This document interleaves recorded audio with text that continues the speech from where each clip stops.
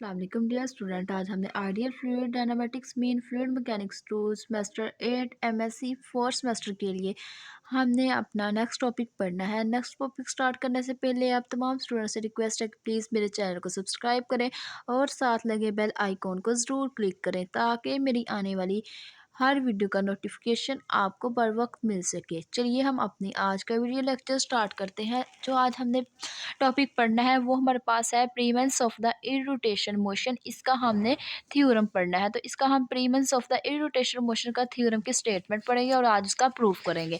तो हमारे पास जो इसकी थ्योरम है, इसकी स्टेटमेंट है, जिसमें हमें बोला गया है if the external force are conservative and the density is the function of the pressure alone, then the motion of an inviscous fluid if once become irrotation remain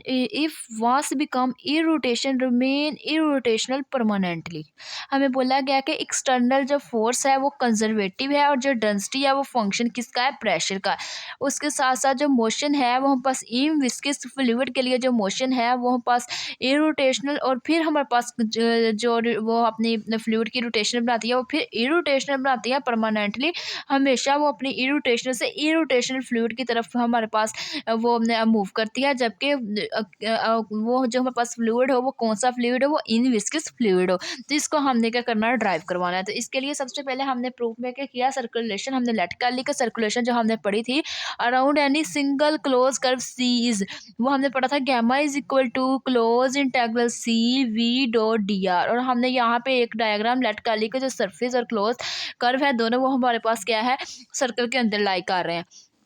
और अब हमने क्या किया, ये जो सर्कुलेशन है इसको वह स्टोक थ्योरम हमने इसके ऊपर अप्लाई कर दिया। वो बस गैमा ये बस सिंगल इंटेग्रल कन्वर्ट हो गया डबल इंटेग्रल और सरफेस एस के अंदर। और यहाँ पे हमने zeta is equal to del dot V dot N is equal to D S हमने इसके अंदर पुट कर दिया। उसके बाद हमें पता है कि जो डेल डॉट वी है वो किसके इक्वल होता है, जीटा के इक्वल होता है।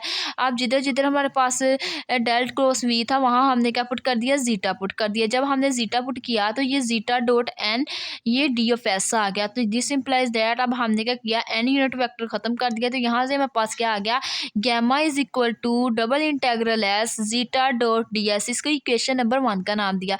लेट अब हमने क्या कर लिया, इरोटेशनल मोशन की रिस्पेक्ट से हमने काम करना है। हमने कह दिया कि let at any instant of time motion irrotational, हमने कह दिया कि किसी भी इंस्टेंट ऑफ टाइम जो हमारे पास मोशन होगी इरोटेशन होगी। जब मोशन पास इरोटेशन होगी तो हमें पता है कि जो zeta is equal to del cross V है वो हम पास इरोटेशनल मोशन में क्या होता है, जीरो के इक्वल होता है एट दैट इंस्टेंट। तो हमने क्या कर दिया, डेल क्रॉस वी जो है जी mean zeta is equal to zero. यहाँ पे हमने क्या कर दिया, इक्वेशन 1 के अंदर जीटा की जगह जीरो पुट कर दिया। जब जीटा की जगह जीरो पुट कर दिया तो गैमा इज इक्वल टू पास डबल इंटेग्रल हमारे पास सरफेस का डबल इंटेग्रल एस जीरो और जीटा की जगह जीरो पुट कर दिया डॉट डी एस। तो जब हमने इसके अंदर जीरो की इंटीग्रेशन अप्लाई की तो ये जीरो से मल्टीप्लाई किया, डी एस को जीरो बन गया। जीरो मल्टीप्लाई होकर इंटेग्रल के साथ क्या हो गया, जीरो हो गया। इट्स मीन हमारे पास का जो सर्कुलेशन थी वो हमारे पास किसके इक्वल आ गई, जीरो के इक्वल आ गई। तो उसके बाद नेक्स्ट है हमारे पास gamma is equal to zero at that instant. उसके बाद नाउ हमने क्या किया, Kelvin theorem on consistency of the circulation. जो हमारे पास कैल्विन थ्योरम है उसकी हेल्प से हमने क्या कहा कि for an inviscid and incompressible fluid circulation around any close curve C. हमें पता है कि अगर हम देखें इनविस्कस और इनकम्प्रेसिबल फ्लूइड की रिस्पेक्ट से जो सर्कुलेशन होता है वो हमारे पास क्या होता है, कॉन्स्टेंट होता है, मीन जीरो होता है। वो हमने जब कैल्विन थ्योरम पढ़ा था तो उसमें हमने बताया था कि वो हमारे पास सर्कुलेशन जीरो कैसे आता है उसका प्रूफ करके। तो वो हमारे पास जीरो होता है तो उसी की हेल्प से हमने लिखा कि गैमा इस वजह से पास जीरो हो जाएगा। Next moving with the fluid remain constant. जो सर्कुलेशन होता है जब वो अपने मूव करता है अराउंड द कर्व सी तो वो पास क्या हो जाता है, कांस्टेंट हो जाता है। कांस्टेंट होने की वजह से जो उसकी एक्सटर्नल फोर्स है वो पास कंजर्वेटिव फोर्स कहलाती है। तो ये हमने क्या किया, यहाँ से हमने कैल्विन थ्योरम का रेफरेंस देते हुए हमने कहा कि वो जो हमने पढ़ा था उसका सर्कुलेशन जीरो था।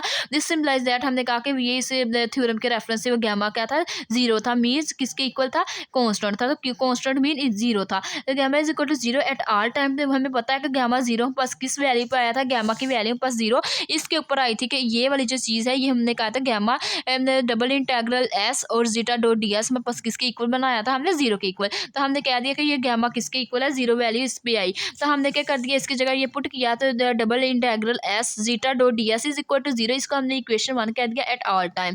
उसके बाद हमने क्या किया, हमने कहा कि जो सर्फिस है वो ऑर्बिट रेली है, वो हम पास ऑर्बिट रेली होने की वजह से वो हम पास जीरो नहीं हो सकता। इसकी वजह से हमने कहा कि जो जीटा है हमें वो पता है वो किसके इक्वल है, डेल क्रॉस वी के इक्वल है। डेल क्रॉस वी के इक्वल होने की वजह से हमें पता है हमारी इरोटेशनल मोशन वो हम पास क्या आ जाएगी, इक्वल जीरो के आ जाएगी। जब ये zeta is equal to del cross V equal zero के आ जाएगा तो ये भी हम पास क्या हो जाएगा, जीरो हो जाएगा।